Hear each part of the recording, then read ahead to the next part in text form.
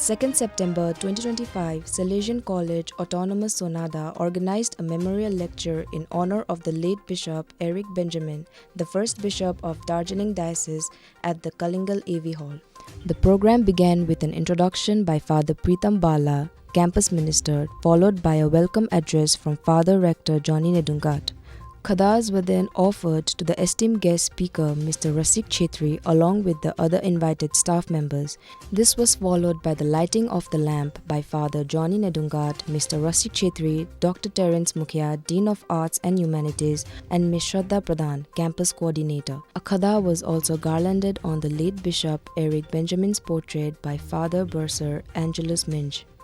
A short documentary film on the bishop highlighting his missionary journey and pastoral contributions was then presented by Mr. Bruno Thapa. Father Clement Lakra introduced the keynote speaker Mr. Rasik Chetri, who delivered a paper on traditional and modern society in Darjeeling Hills. The session also featured an interactive question and answer moderated by Dr. Terence Mukhya. The program concluded with a vote of thanks by Brother Amit Beck, followed by a choir performance by the third year brothers.